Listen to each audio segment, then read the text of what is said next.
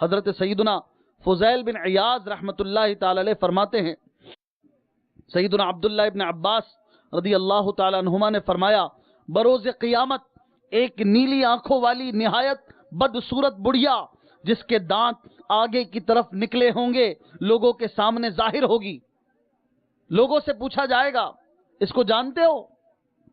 لوگ کہیں گے ہم اس کی پہچان سے اللہ کی پناہ چاہتے ہیں، ہمیں اس کی پہچان نہ ہی ہو تو اچھا۔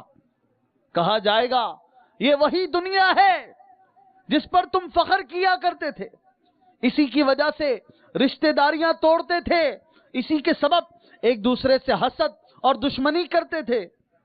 پھر اس بڑھیا نما دنیا کو جہنم میں ڈالا جائے گا تو پکارے گی، اے میرے پروردگار، میری پیروی کرنے والے اور میری جماعت کہاں ہے؟ مجھ سے محبت کرنے والے کہاں ہیں؟ میرے پیچھے چلنے والے کہاں ہیں؟ اللہ پاک فرمائے گا ان کو بھی ان کے ساتھ کر دو، ان کے ساتھ کر دو، یعنی جہنم میں انہیں بھی ڈال دیا جائے گا۔ اعلیٰ حضرت امام اہل سنت امام احمد رضا خان رحمت اللہ تعالی علیہ اس دنیا کی حقیقت کو بیان کرتے ہوئے اپنے اشعار میں فرماتے ہیں نا، شہد دکھائے زہر پلائے قاتل ڈائن شوہر کش، اس مردار پہ کیا للچایا دنیا دیکھی بھالی ہے۔ یعنی ان اشعار کا مفہوم کچھ یوں ہے، شہد دکھاتی ہے زہر پلاتی ہے، دکھاتی شہد ہے پلاتی زہر ہے، اور جو اس سے محبت کرتا ہے یعنی اس کا شوہر بنتا ہے اسی کو ڈس لیتی ہے۔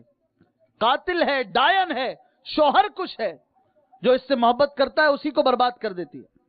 ارے اس مردار پہ کیا للچاتا ہے اے مسلمان، اس مردار پہ للچاتا ہے؟ ارے یہ دنیا دیکھی بھالی ہے، اس کے انجام دیکھ لو۔ جو اس کے پیچھے چلا، جو اس پہ مرا، وہ مر گیا، وہ برباد ہو گیا۔ دیکھو قارون کا کیا حال ہوا، فرعون کا کیا حال ہوا، نمرود کا کیا حال ہوا، ابو جہل کا کیا حال ہوا، ابی بن خلف کا کیا حال ہوا، جو دنیا کے پیچھے پیچھے بھاگا، دنیا نے اسے بھگا بھگا کے مارا، اور پھر بالآخر اس کا بیڑا غرق ہو گیا۔ یہ دنیا ایسی ہے۔